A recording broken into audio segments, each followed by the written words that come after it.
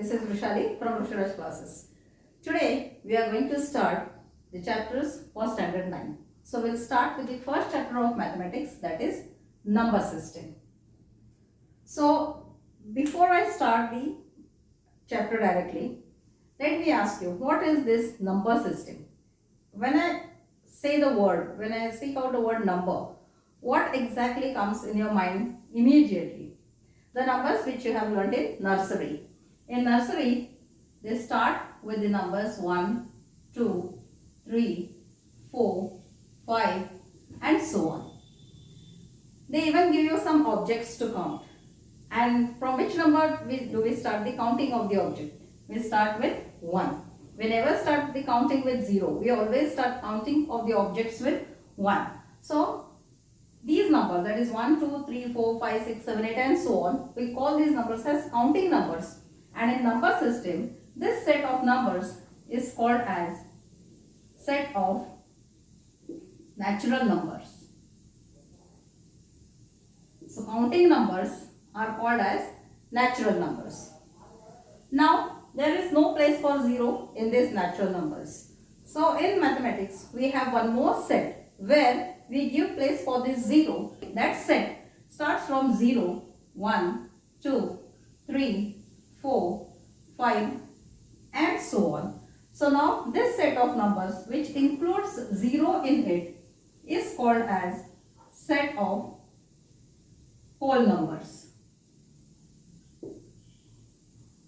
So, natural numbers 1, 2, 3, 4, 5, 6, 7, 8 and so on. Whole numbers 0, 1, 2, 3, 4, 5, 6 and so on. Set of natural numbers is denoted by N and set of whole numbers is denoted by W. Now, here in these two sets there is no place for negative numbers.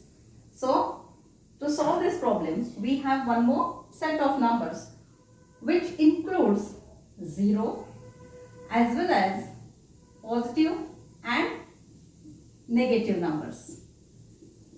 The same thing we can also write as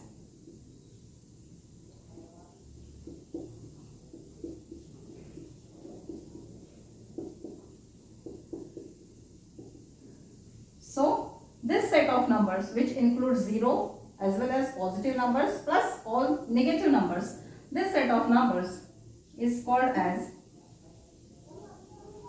integers, and this integers is denoted by Z. So, we write this as 0, plus and minus 1, plus and minus 2, plus and minus 3. This means it includes positive as well as negative numbers along with the 0. Now, after this, there is one more question. What about the fraction? What about the numbers like 3 upon 5, 6 upon 7, 3 upon 10? So, again to solve this problem, one more set of numbers is introduced which is called as rational numbers. So, that set of rational numbers means what? We denote that rational numbers by Q.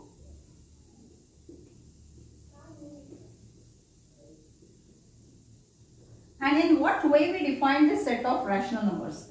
Rational number is a set of all the numbers which can be expressed in the form of P upon Q, where P and Q are integers, any integer. P and Q are integer, but Q cannot be 0. Means denominator cannot be 0. Numerator can be 0.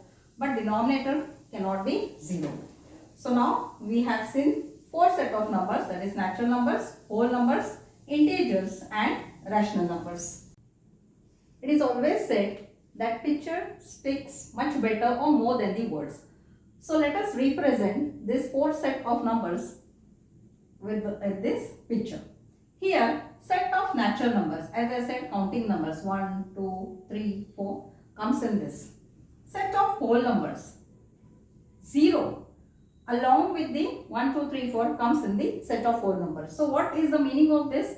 That set of whole numbers includes all the natural numbers. Let us come to this third circle which represents the set of integers. So in these integers, we have all positive as well as negative numbers along with the 0.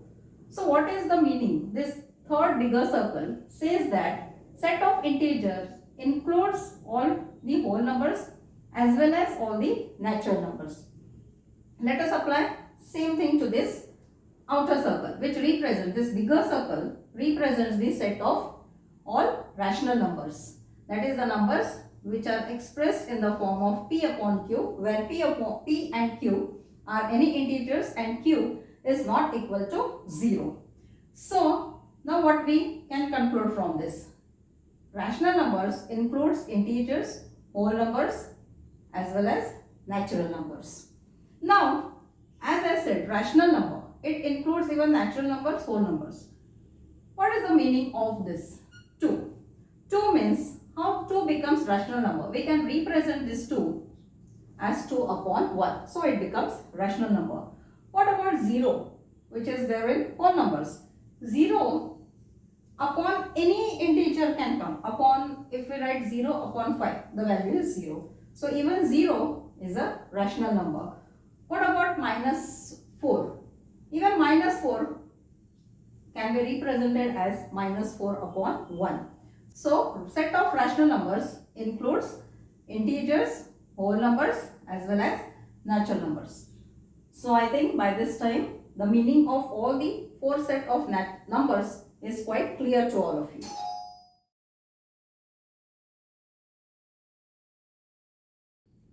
There are some simple questions in your book, that is write true or false, or sometimes in exam they give you 4 statements and ask you the question which of the following statement is true or which of the following statement is false. So for this I'll tell you one simple and easy technique. See here, first question, every whole number is a natural number. Every whole number is a natural number. It is false. Why?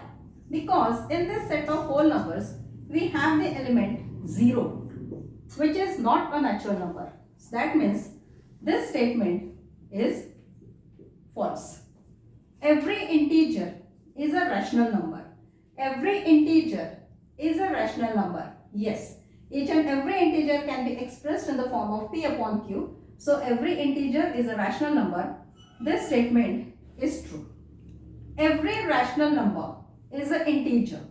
No, the rational number, suppose if it is expressed in the form of 5 upon 9, it is rational number but it is not an integer. So this is false. Every natural number is a whole number. Every natural number is a whole number. Yes, each and every natural number, 1, 2, 3, 4, 5, 6, 7, 8, all these numbers are present in the set of whole numbers. So this statement is true. Every rational number is a whole number. Again see, every rational number is a whole number. It's not true, because again if the number is expressed in the form of P upon Q, like minus 5 upon 4, it is rational number but it is not the whole number. So it is false. Now from this, if this picture, if it is quite clear to you, I'll tell you one simple hint here, that every whole number is a natural number. Every whole number is a natural number. If your question comes from the outer circle to the inner circle, then the statement is false. Now even if they ask every integer is a whole number, it is going to be false. Every rational number is a natural number, again it's going to be false. And if your question goes from inner circle to the outer circle, then it is true. Now let us see the example of this true statements. Every integer is a rational number. Every integer is a rational number. Every natural number is a whole number. Every natural number is a whole number. So when the question goes from inner circle to the outer circle, it is true. And if it comes from outer circle to the inner circle, it is false. So I think this concept is quite clear to you now. Now I think the concept of all the 4 set of number is clear. There is one more type of question which is asked in this is, write 3 rational numbers between 3 and 4. 3 and 4, you can say it is natural number, whole number or integer. There are many rational numbers between this 3 and 4. So how to find this? Even to solve such type of sum, there is a very simple technique. Three rational numbers we want between 3 and 4. Write this 3 as 3 upon 1 and write this 4 as 4 upon 1. These are rational numbers. Now let us find the rational numbers between these two numbers. We want to find three rational numbers. So let us multiply 3 upon 1 by 4 upon 1. Just take one more than this. The value of this is 12 upon 4. Even when multiply this 4 upon 1 by 4 upon 4, the value of this is 16 upon 4. Now our 3 is 12 upon 4 and 4 is 16 upon 4. Let us see which number comes here in between. 13 upon 4, 14 upon 4, 15 upon 4. So these are the three rational numbers between 3 and 4. Let us see one more example of the same type. Write 5 rational numbers between 6 and 7. So we'll write this 6 as 6 upon 1 and 7 we'll write as 7 upon 1. Now how many numbers we have to find? 5 numbers plus 1. Let us multiply this by 6 upon 6. 36 upon 6. We'll multiply even 7 upon 1 by 6 upon 6, that is 42 upon 6. So let us write 36 upon 6 here, 42 upon 6 here. Let us write all the rational numbers between this.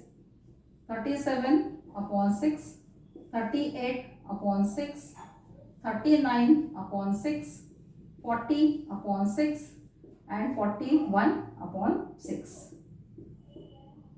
5 rational numbers between 6 and 7. Now, why do we multiply this? In your lower classes, the concept of equivalent fraction is explained to you.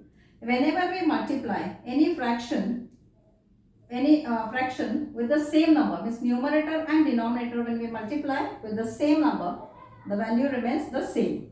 So, this concept of equivalent fractions we are using here to solve this type of sum. In some of the school, they may ask you to reduce this fraction in the lowest form. So, if required, you can reduce it to the lowest form or you can keep your answer as it is. So, this is how we find the given number of rational numbers between any two given numbers.